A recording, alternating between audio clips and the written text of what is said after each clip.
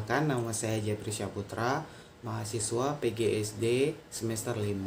Di sini saya akan mereview sebuah film. Ada dua film yang bakal saya review. Yang pertama, The Miracle Worker dan Tare Zameen Par. Di sini saya akan mereview sebuah film yang berjudul The Miracle Worker. Nah, film ini menceritakan seorang anak yang berumur 10 tahun yang tinggal di Alabama, Amerika Serikat, yang memiliki kelainan seperti tunarungu, tunawicara, dan tunanetra. Nah, Helen Keller tersebut memiliki ayah yang bernama Arthur Henry Keller dan ibunya yang bernama Kathy. Dan Helen juga memiliki kakak laki-laki yang bernama James, kakak tirinya. Nah, di sini Helen Keller cukup meresahkan ayahnya, gitu kan. Jadi ayahnya ini ingin memasukkan Helen Keller ke rumah sakit jiwa. Namun ibunya Kathy tidak setuju. Dia tidak ingin anaknya Helen dimasukkan ke rumah sakit jiwa. Oleh karena itu ayahnya mengirim surat kepada Dr. Kilsom untuk mengirimkan guru privat yang akan mengajar anaknya si Helen Keller tadi. Nah, Dr. Kilsom tadi menyuruh Nona Annie Sullivan. Nah, Nona Annie Sullivan ini dia pertamanya menolak untuk mengajarkan si Helen Keller tadi, karena dia berpikir bahwasannya dia tidak mau untuk mengajarkan Helen tadi, gitu kan. Namun karena penjelasan dari Dr. Kilsom tadi, akhirnya dia percaya, dia mau menjadi guru privat Helen Keller. Nah, di sini konfliknya yang terjadi adalah ketika Nona Annie Sullivan itu mengajarkan Helen Keller, dia mengajarkan kosakata di tangannya. Misalnya seperti ini, tangannya itu dituliskan kosakatanya, di tangan satunya lagi untuk menjelaskan apa benda dari kata tersebut, seperti itu. Nah, karena Helen Keller yang memiliki sifat pemarah tadi, dia bahkan memukul wajah si Nyonya Annie Sullivan tadi dengan boneka, lalu menguncinya di kamar. Nah, kuncinya tersebut disimpan oleh si Helen Keller tadi, gitu kan. Dan pada akhirnya Nyonya Annie Sullivan tadi turun melalui tangga, gitu, keluar dari kamar melalui tangga, gitu kan. Nah, di sini karena kesabaran Nyonya Annie Sullivan tadi, gitu kan, dia mengamati bahwasannya Helen Keller ini selain dia anak yang pemarah, dia itu sebenarnya anak yang cerdas, karena pada saat dia menjelaskan huruf di tangannya tadi, Helen Keller dapat mengikutinya dengan baik, gitu kan. Cuman karena Helen Keller yang mendapatkan didikan yang kurang tepat oleh orang tuanya, itu yang membuat Nyonya Annie Sullivan tadi lebih tertantang untuk mengajarkan Helen Keller tadi, seperti itu.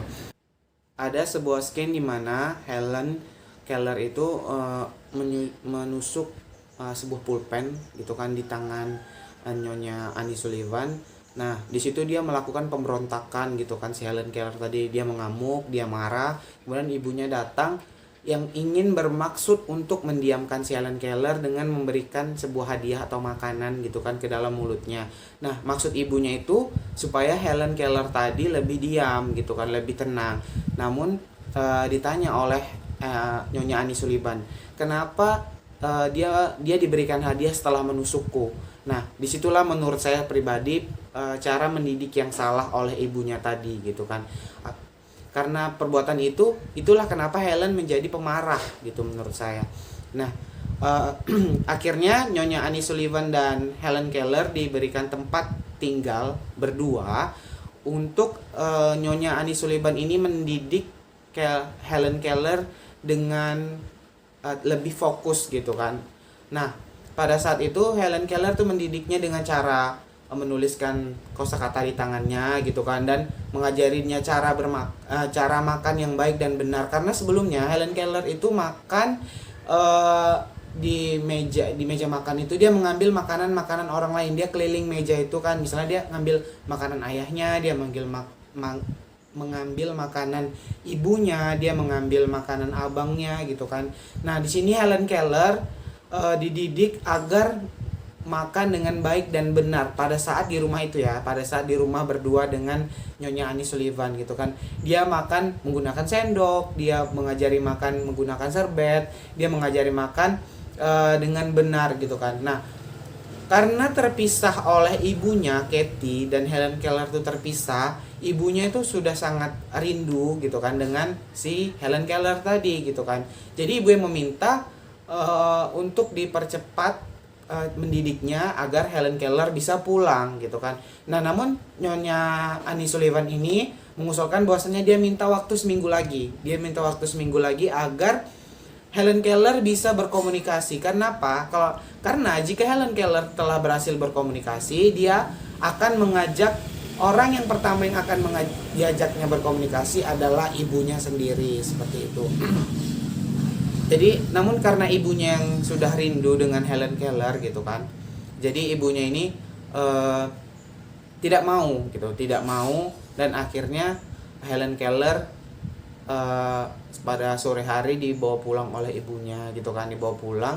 Pada saat di rumah ibunya, Helen Keller ini berubah lagi sikapnya ke awal dulu yang dia akhirnya tidak mau makan pakai serbet, dia mau makan pakai tangan gitu kan.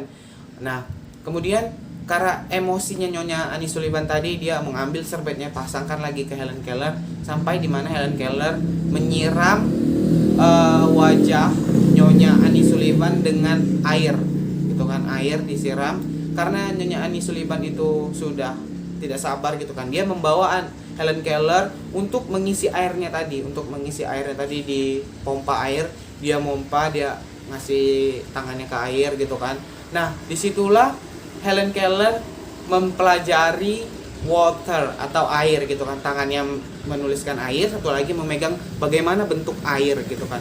Nah, disitulah scan dimana akhirnya Helen Keller bisa berkomunikasi dengan ibunya. Dia bisa berkomunikasi dengan ibunya, menuliskan kata ibu dan kata papa untuk ayahnya gitu kan. Nah, di sini dapat kita lihat bahwasanya perjuangan dari Nyonya Annie Sullivan ini mendidik Helen Keller yang benar-benar pemarah, benar-benar yang cara mendidiknya yang salah. Dia mendidik dengan baik, dengan tidak putus asa gitu kan. Walaupun sempat di scan ini dimana Nyonya Annie Sullivan itu benar-benar frustasi karena tidak diberikan waktu yang cukup untuk mendidik Helen Keller tadi. Nah, menurut saya film ini sangat bagus untuk kita masyarakat, untuk kita guru dan calon guru, untuk mendidik anak berkebutuhan khusus lebih tepat, lebih benar gitu kan.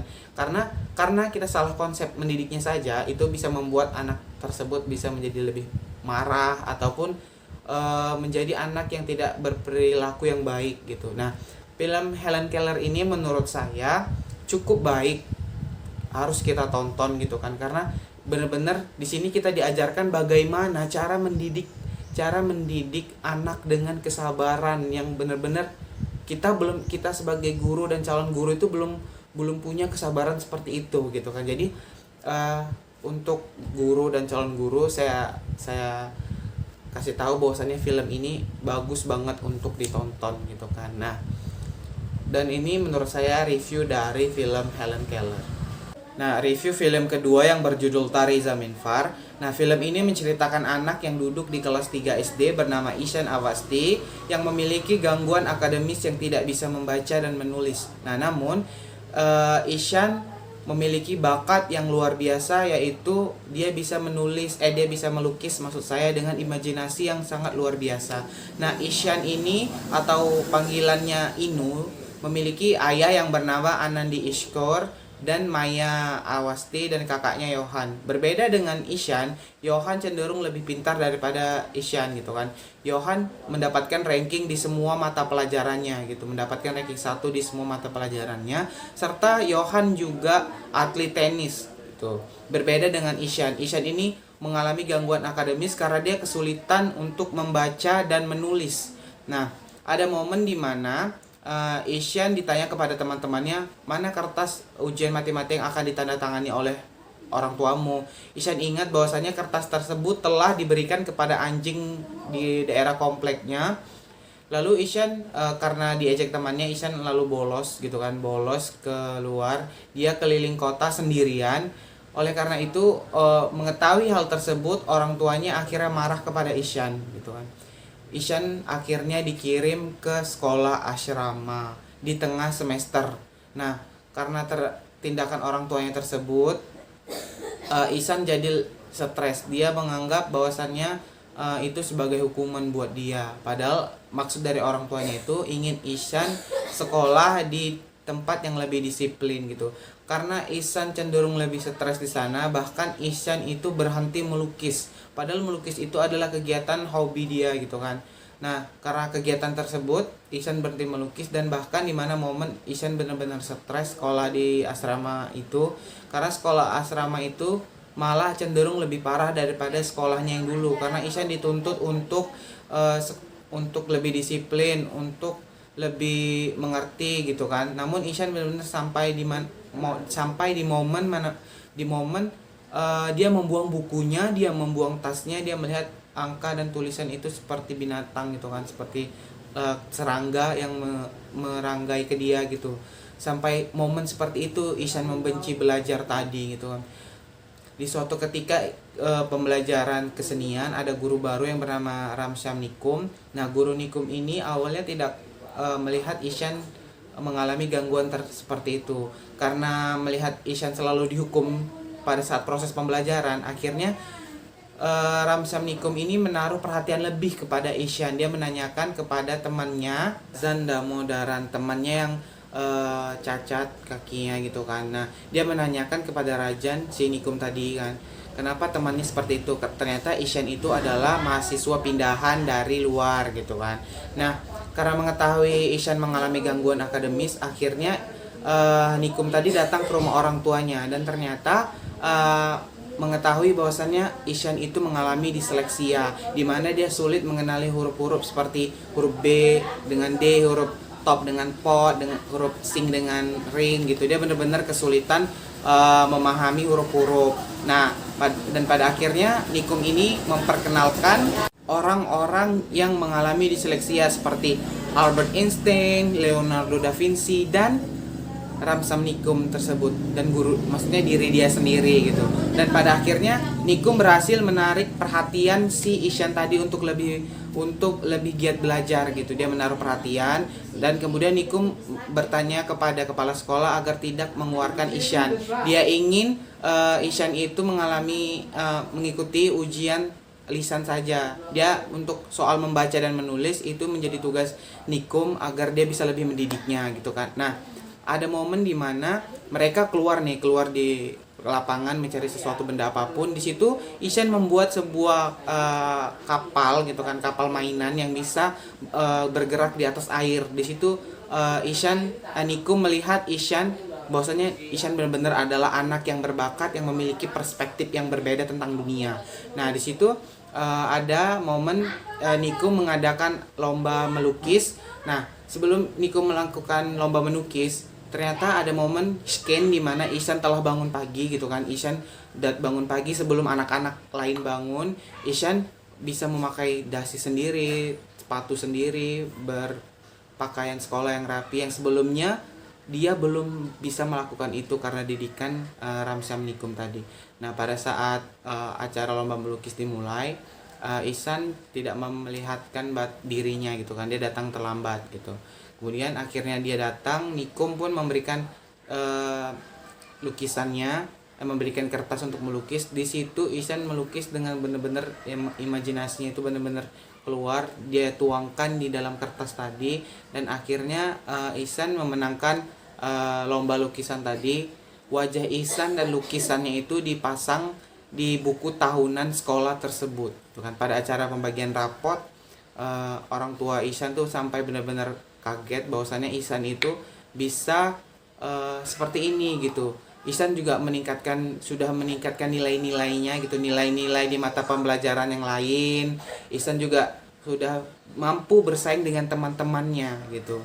Dan pada akhirnya orang tuanya sadar bahwasannya Ishan itu sebenarnya adalah anak yang berbakat. Nah, begitulah review dari film saya ini, film, maksudnya review dari film ini. Nah, untuk teman-teman yang lain menurut saya harus menonton film Helen Walker dan Tari Zamin Far gitu. Sekian dari saya. Assalamualaikum warahmatullahi wabarakatuh.